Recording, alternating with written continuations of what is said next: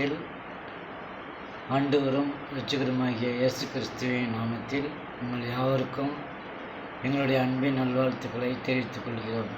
ஜெபிப்போம். பரிசுத்தமும் நீதியும் அன்பும் நிறைந்த நல்ல ஆண்டவரே, அருமையான செய்திகளுக்காக நன்றி செலுத்துகிறோம். நீர் ஒருவர் மாத்திரமே மகிமையடைவீராக. இரட்சகர் இயேசுவின் நாமத்தில் ஜெபங்களும் அன்பின் பரலோக பிதாவே, ஆமென்.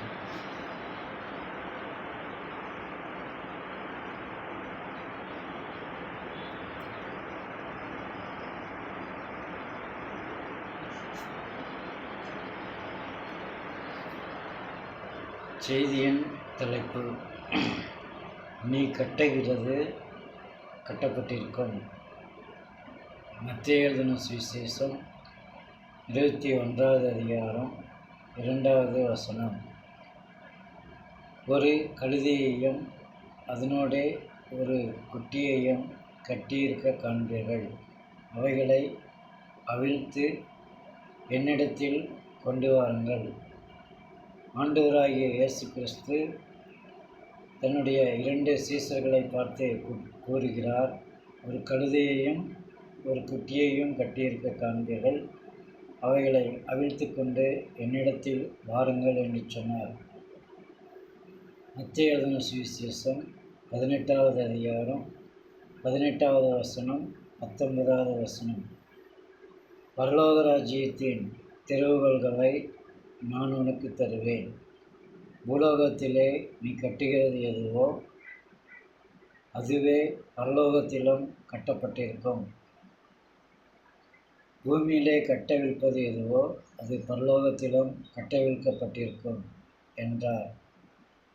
அன்பான தேவ பிள்ளையே, இன்றைக்கு சாத்தானையும் அவன் சக்திகளையும் கட்டி அவனுக்கு அடிமைப்பட்டிருந்தவர்களை விடுவிப்பார்கள் என்று வேதவசனம் கூறுகிறது.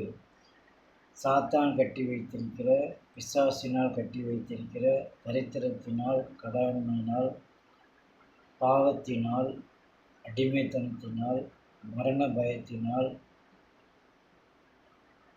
அடிமைத்தனத்தின் கட்டுகளினால், சிற்றின்ப கட்டுகளினால் கட்டப்பட்டிருக்கிற ஒவ்வொருவரையும் அவிழ்க்கும்படி ஆண்டவராகிய இயேசு கிறிஸ்து உன்னை பார்த்து கூறுகிறார்.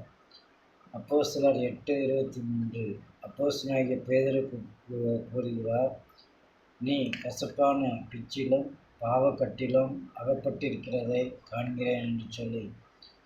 இன்றைக்கு அநேக வாலிபர்களும் சிறுவர்களும்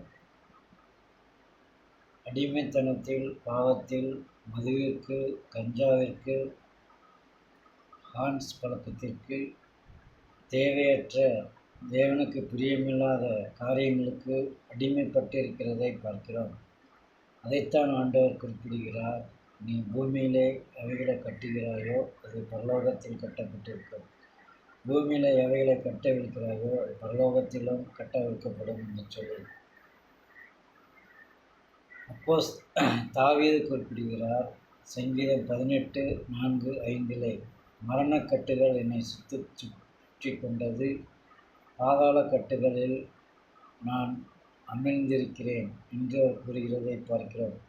இன்றைக்கு மரணக்கட்டுகளும், பாதாள கட்டுகளும், செய்வினை கட்டுகளும், மந்திர தந்திர கட்டுகளும், அடிமைத்தனத்தின் கட்டுகளும், போதை என்கிறான கட்டுகளும், பயம் என்கிற கட்டுகளிலேயும், திமிர்வாதம் என்கிற கட்டுகளிலேயும், சூம்பின உறுப்புடையவர்கள் என்கிறதான கட்டுகளிலேயும் கட்டப்பட்ட மனிதர்களை ஏராளமாக பார்க்கிறோம்.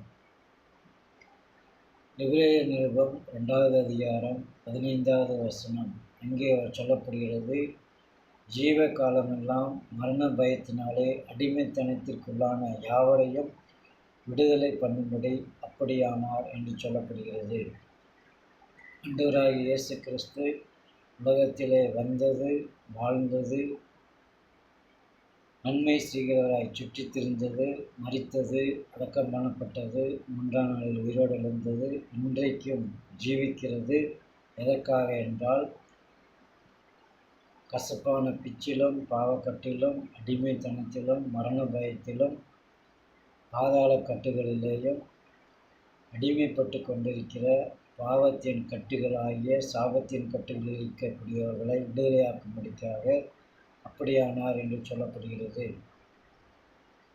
அப்போஸ்தலர் 8, லூக்கா எழுதின சுவிசேஷம் 13வது அதிகாரம் 16வது வசனம். இதோ சாத்தான் 18 வருஷ காலமாய் கட்டியிருந்த ஆபிரகாமின் குமாரத்தியாகிய இவளை ஓய்வு நாளில் அவிழ்த்து விட வேண்டியதில்லையா என்று அவர் சொல்கிறதை பார்க்கிறோம். இன்றைக்கும் அன்பான தேவ பிள்ளைகளே, மரணத்தை நோக்கி, அடிமைத்தனத்தை நோக்கி, பாவத்தை நோக்கி, சிற்றின்பங்களை நோக்கி, பிலிஸ்தீன கட்டுகளை நோக்கி, பிசாசை நோக்கி சென்று கொண்டிருக்கிற அநேகர்களை விடுவிக்கும்படியாக இயேசு கிறிஸ்து உன்னையும் என்னையும் தெரிந்து கொண்டார் என்பதை சொல்வதிலே எந்த விதமான சந்தேகமும் இல்லை. இன்றைக்கு ஆண்டவர் உன்னை பார்த்து கூறுகிறார், அன்பான மகனே, மகளே, சகோதரியே, சகோதரனே, வாலிப பிள்ளையே, நீ யாராக இருந்தாலும் ஆண்டவராகிய இயேசு கிறிஸ்து உன்னை நேசிக்கிறார். வருத்தப்பட்டு பாரம் சுமக்கிறவர்களே, நீங்கள் எல்லாரும் என்னிடத்தில் வாருங்கள், நான் உங்களுக்கு இளைப்பாறுதல் தருவேன் என்று இயேசு கிறிஸ்து கூறுகிறார். அப்படியாக அவரிடத்திலே வருவாயானால், கர்த்தரிடத்தில் உன்மேல் பாரத்தை வைப்பாயானால் உன்னை விடுவிக்க வல்லவராயிருக்கிறார். சத்தியத்தை அறிவீர்கள், சத்தியம் உங்களை விடுதலையாக்கும் என்று வேதம் சொல்லுகிறது. யோவான் எழுதின சுவிசேஷம் 16வது அதிகாரம் 44வது வசனத்திலே, இவன் கட்டுகளை அவிழ்த்து விடுங்கள் என்று ஆண்டவராகிய இயேசு கிறிஸ்து லாசருவின் கட்டுகளை அவிழ்க்கச் சொன்னார். அன்பான தேவ பிள்ளையே, இன்றைக்கு உன்னை பார்த்து பிசாசின் கட்டிலும், பாவக்கட்டிலும், சாபக்கட்டிலும், அடிமைத்தனத்தின் கட்டிலும், பில்லி சூனிய கட்டுகளிலும் அகப்பட்டிருக்கிற ஒவ்வொரு சகோதரனையும் சகோதரியும் உன்னை அவிழ்த்து